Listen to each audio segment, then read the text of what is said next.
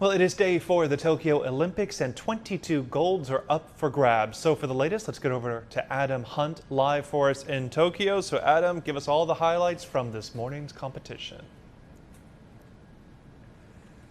Hello, Jonathan. Yes, it's the busiest day of competition so far. A few of the events slightly delayed because of the rain that you can see behind me. Tropical storm Nepartak blowing through this region of Japan. It all started this morning with the women's triathlon. It was a little bit delayed due to the rain and the changeable weather conditions, but when it got underway, it delivered one of the surprises, the shocks of the Olympics so far. Flora Duff from the small island nation of Bermuda, 72,000 inhabitants, winning their first ever gold medal at an Olympics. It was a special moment for her and her country, and when you consider that it was Great Britain who got the silver and the USA that got the bronze, you can see how much of an achievement that was for her, such a relatively small nation compared to the others. And that was a similar theme that we've seen previously here at the Olympics over the last 24 hours. Heidelin Diaz doing the same thing for the Philippines in the women's 55-kilo weightlifting category. Their first ever gold medal at a Games in 97 years. And that shows just how much the stories like that get thrown up at the Olympics every single time. It is a special moment for those athletes competing for the smaller nations to achieve success on an Olympic stage. And she also was congratulated by the Philippines President Rodrigo Duterte in a letter afterwards, and a special moment for her too. We've also seen very young competitors, because the Olympics this year are focusing on youth sports, the likes of skateboarding, climbing and surfing that have been action events and elements that focus on younger athletes to compete here at the Games, to try to encourage them to take part in sport. And we saw that in the skateboarding. The average age of the podium for the women's skateboarding event was just 14 years and 191 days. The champion in the end, the gold medal winner Homija Nishaya from Japan, winning gold at just 13, and the silver medal winner was 13 as well, Racer Lille from Brazil. And that goes as well. It was great scenes for Japan, for Nishaya to win gold, because remember, in the men's competition the gold was won by Japan as well. So delight for the home nation, and plenty of action here on day 4 at the Games so far.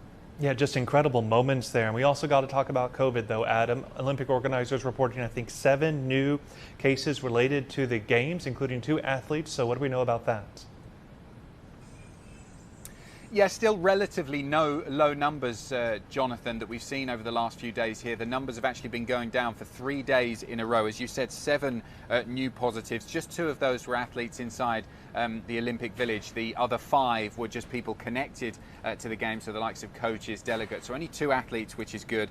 They've taken already about 200,000 PCR tests so far at the Games of the athletes, and IOC organisers point to the fact that only about 0.02% have come back positive. So they say that all of the protocols, the mask wearing that we're seeing, the social distancing and those daily tests are working, and these are the numbers that they were expecting to see, perhaps even lower. So they're happy with what they're seeing so far.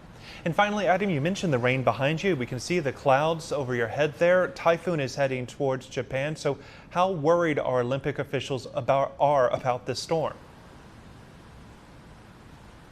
I think it's not turning out to be quite as bad as they first thought, Jonathan. They did, as a precaution, push back a couple of events that were due to take place today to tomorrow. So the rowing and the archery were going to take place this morning, but they've been delayed until tomorrow. The triathlon, the women's triathlon I spoke about earlier, that was delayed slightly, but nowhere near as bad a conditions as we could have had. Tropical storm Nepartak not officially being categorized as a typhoon in terms of the US specifications. It was categorized as a typhoon here in Japan, but it made landfall quite a long way away from Tokyo, and we're just seeing, I suppose, some of the after effects of that. The rain behind me, the clouds. It's been a little bit windier earlier on today, but not really affecting too many of the events, and I think it was more of a precaution to push back the things like the archery and the rowing. And I think over the next day or so, the organisers are hoping that some of that bad weather will push away, and we'll be back to the very hot and humid temperatures that we've seen so far at the Games. All right, Adam Hunt live for us in Tokyo with all the Olympic highlights. Thank you.